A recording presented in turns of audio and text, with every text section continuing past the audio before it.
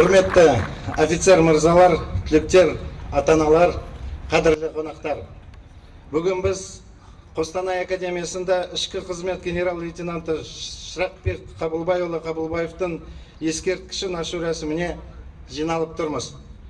Ел алдындағы қызметін және оның ішкі істер органдары саласындағы мемлекеттік және кадрлық саясатын жетілдіруге қосқан үлесін ескере отырып, Қазақстан Республикасы үкіметінің қаулысымен Қостанай академиясына Шырақбек Қабылбайұлы Қабылбаевтың құрметті есімі выпускники, родители и гости. Сегодня мы собрались, чтобы отдать дань уважения славному сыну казахского народа Шырақбеку Қабылбаевичу Қабылбаеву.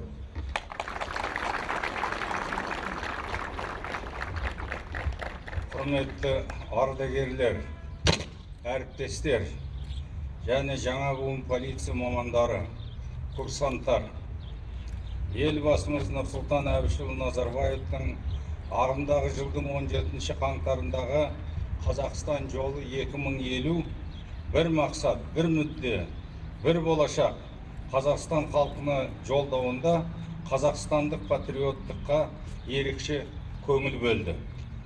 Патриоттық тәрбие республикамыздың барлық қызметтерінің ажырмас басты бөлігі болып табылады. Осыған байланысты бүгінгі таңда құқық қорғау органдарына аса жоғарғы талап қойылып отыр. Қазіргі таңда да құқық тәртібінің орнығуына, заңдылықтың сақталуына және азаматтардың мүдделерінің қорғауында ел тыныштығын көздің қарашығындай сақтауға өз үлестерін қосқан ішкі істер органдарының қызметкерлері туралы бұрын да қазір де көп айтылып, көп жазылып жүр.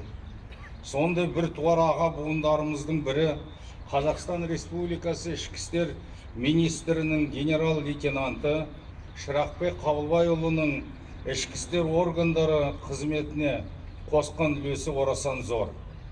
Жақсының аты, ғалымның хаты өлмейді деп ел даналары демекші, ішкі істер органдары саласының бүгінгідей озық дәрежеге жетуіне Шырақбек Қабылбайұлының қосқан үлесінің зор екені сөзсіз.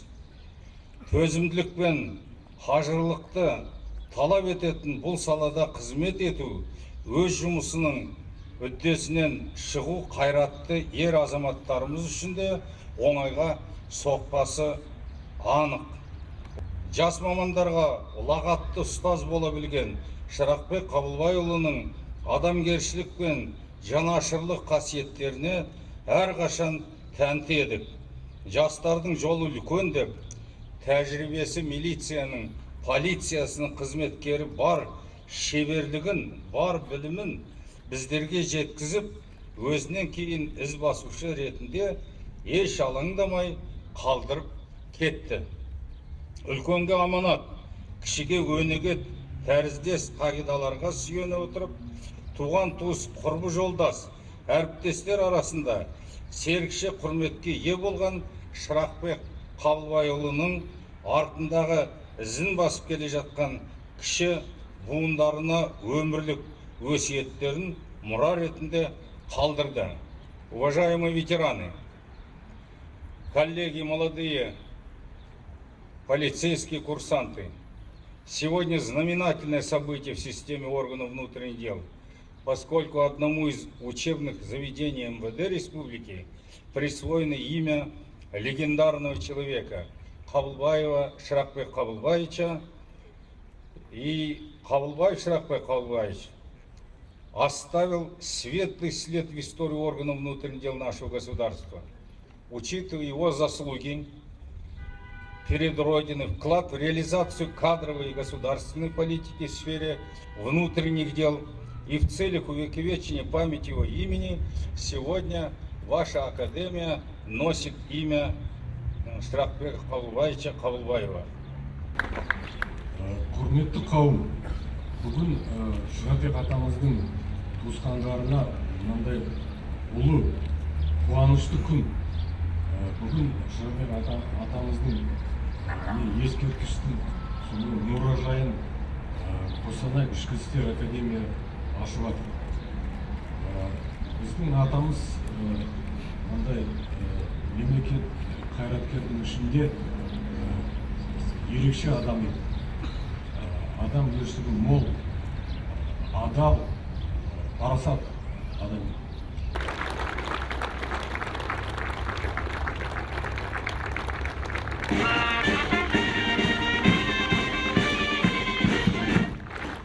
А также автоматический набор, офисный набор для письменного стола. Жұмысыңыз жемісті болсын.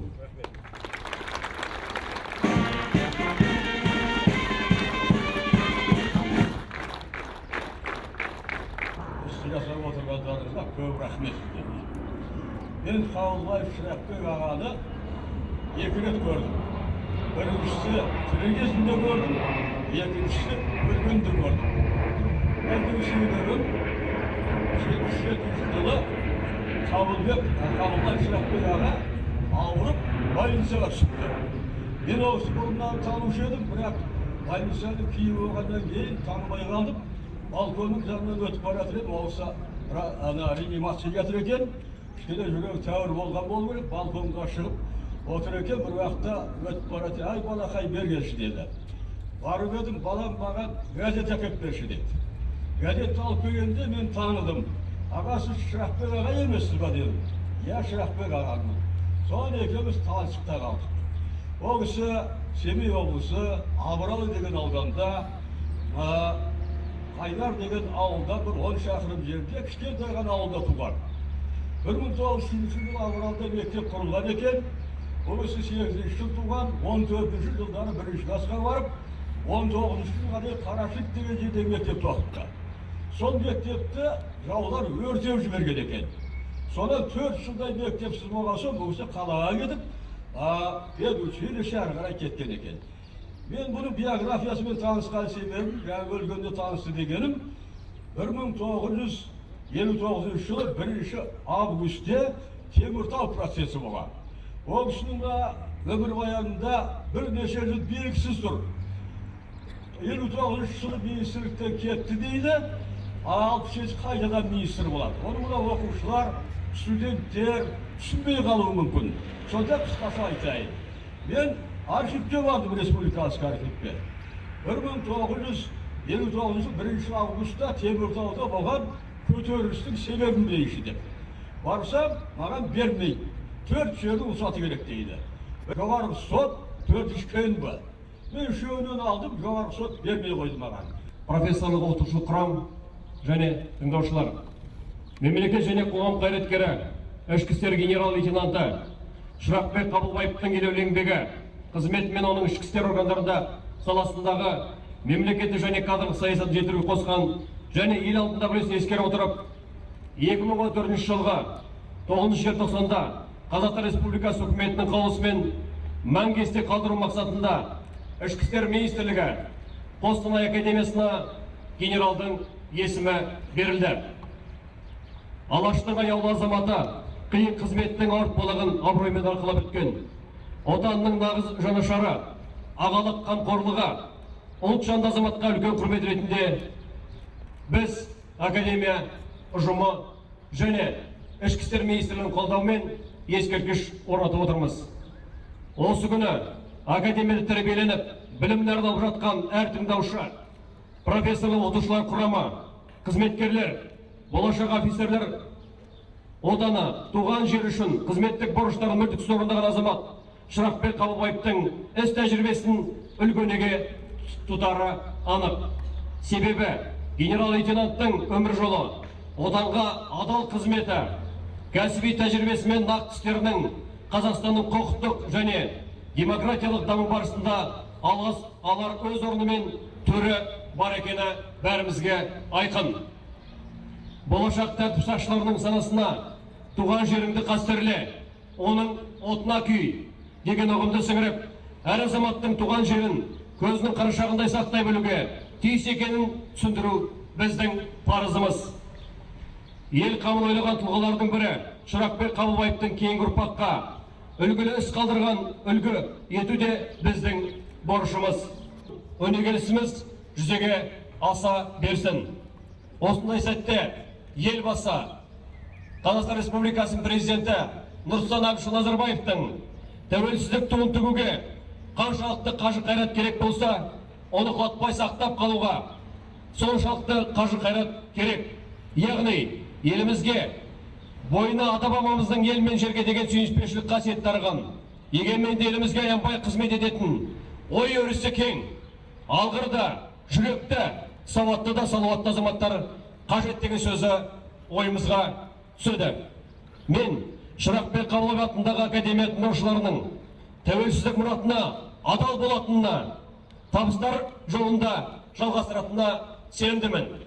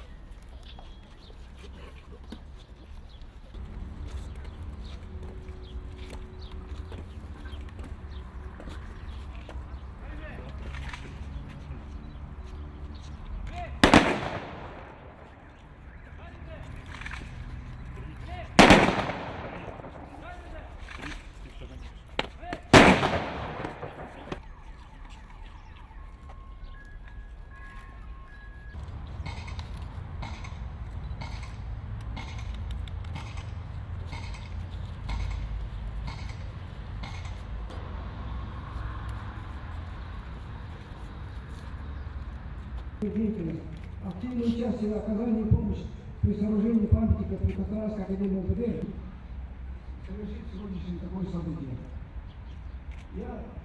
Приятно особенно наш здесь, поскольку я представляю Совет ветеранов МВД Национальной гвардии, свою посильную помощь в этом мероприятии важном, ответственном академии. Поэтому председатель генерал-майор милиции Болсамбеков.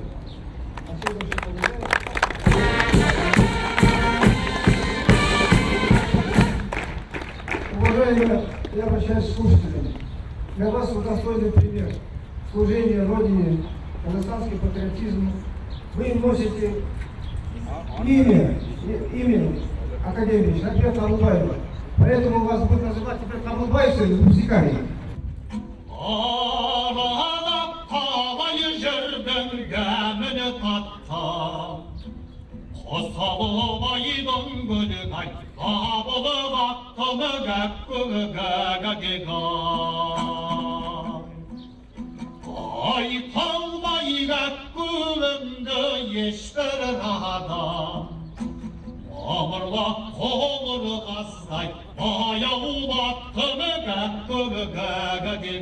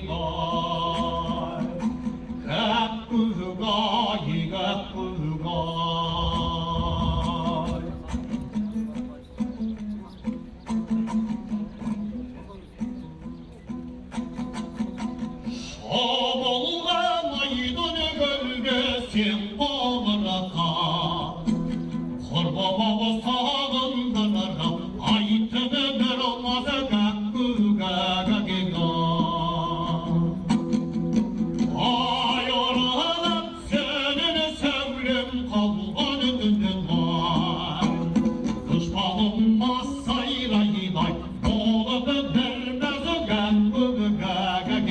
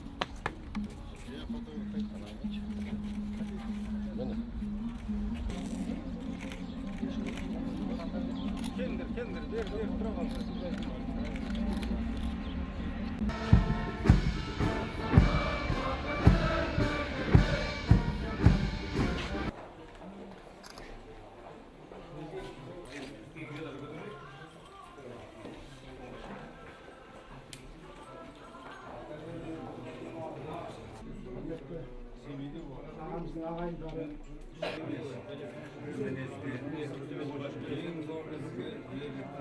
Какие разделы? Вообще мощные. Мінекей, ел дегенде еміреніп, жұрт Келе бір көңіл берсеңіздер. Мына жерде Еңбек біздің министрдің еңбегі. Министр мырза бізге маған тапсырма совет ветеран. Өте қиын жағдайлар болды. Біз 2007 жылдан бері өткізе алмай жүрдік. Bir rет Семейдегі колледждің атын Виктория объявить етілді. Одан кейін ең қиыны анонистикалық комиссияны өту. Орден алу оңай. А вот мырза, сосын председателіміз ардагерлер кеңесінің генерал-майор Болсанбек, сосын көп еңбек сіңірген кадр департаментінің қызметкерлері. Бір адаммен бітетін іс емес. Қанша томдық документ, қанша түніміз, күніміз демалыссыз қызмет істеп. Уважаемые гости, уважаемые родственники, приглашение.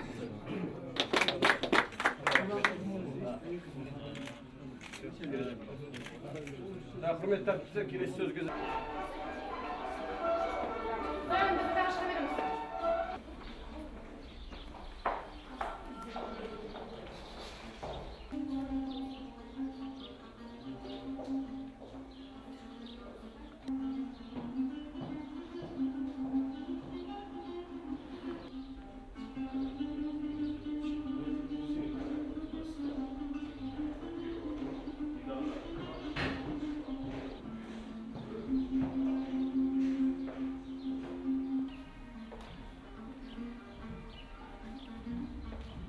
Бүгін Қазақстан Республикасы Ішкі істер министрлігі Шырақбек Қабылов атындағы Қостанай академиясында айтулы күн 2014 жылғы 9 желтоқсанда осы академияға Қабылбаевтың есімі берілді. Елімізге сіңірген еңбегінің бағалап үкіметтің қаулысымен осы генерал-лейтенанттың атағы беріліп отыр. Бұл біздің тыңдаушыларымыз үшін, профессор отырушы құрам үшін және өскелең ұрпақ үшін үлкен бір сабақ деп санаймыз. Өйткені ол кісінің өткен өмірі, қызметі, мансабы, оның барлығы біздің тыңдаушыларымыз үшін таусылмас болашақтарына үлкен бір бағыт беретін күш деп санаймыз. Сондықтан мына өздеріңіз көріп отырсыздар, арнайы ескерткіш ашылды. Сонымен қатар академиямызда арнайы мұражай ашылды. Бүгін біздің академиямызда сонымен қатар тыңдаушылардың бітіру күні. Қазір академиямызға Шырақбек Қабылов атындағы туы тапсырылады. Сонымен қатар 131 тыңдаушы осы жоғары оқуын тәмамдайды. Оның ішінде 11 тыңдаушымыз озат диплом алып шығатын болады. Міне, болашақ біздің тыныштығымызды қорғайтын азаматтардың осындай жоғарғы дәрежедегі өзінің еңбегін атқарған мемлекетке қоғам қайраткері ішкі қызмет генерал-лейтенанты Шырақбек Қабыловтың есімімен сақтала береді деп біз санаймыз. Бұл ұзақ уақыт, көп жылдан бері бұл еңбек бір адам или жалпы қоғамның, соның ішінде көптеген еңбек сіңірген біздің ішкі істер министрі генерал-полковник Қасымовтың, ардагерлер кеңесінің төрағасы генерал-майор Болсанбековтың, кадр департаментінің ішкі істер бөлімінің, ішкі істер министрлігінің еңбегі, көптеген материалдар, құжаттар жинау өте қиынға түсті. Бұл 2007 жылдан бері айналысып келе жатырмыз. Бір уақыттарда монитория объявить етілді, одан кейін құжаттар қиындап кетті өткізу. Сондықтан бұған сіңірген біздің басшылықтың, біздің қызметкерлердің еңбегі көп. Халыққа еңбегін сіңіріп, маңдай терін төгіп, үлкен із қалдырған, болашаққа, жастарға бұл ашылу себебі берілгеніне үкімет басшысына, еліміздің президентіне рахметімізді айтамыз. Неге бұл тәрбие жағынан да жастарға үлкен сабақ болады. Жақсы ниет бұның бәрі. Үлкен кісілерді сыйлау, еске алу. Сондықтан бірнеше мынау сіздерге енді стресс массовый информация дейді ғой, рахметімізді айтамыз. Осы кісілерді бір уақытта көрсетіп тұрған дұрыс. Тарих ұмытылмау керек. Тарих бұл болашақ, оны ұмытуға болмайды. Тарихты ұмытса ол ел болмайды. Онда біз өзіміздің болашағымызды ұмытқанымызбен бірге. Рахмет сіздерге. Я являюсь внуком Шырақбека Қабылбаевича. Меня зовут Галым Мусабаев. Я архитектор, профессор КСГС. Ну, я хочу сказать, что Шырақбек Қабылбаевич был таким, внес большой вклад в становление кадров Министерства внутренних дел Казахской ССР. И вот он в своей генеральной линии видел подготовку именно высококвалифицированных кадров.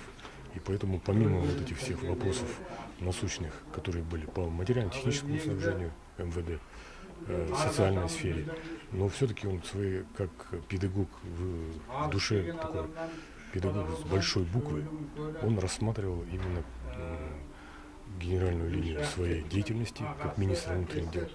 Это выпуск высококвалифицированных кадров.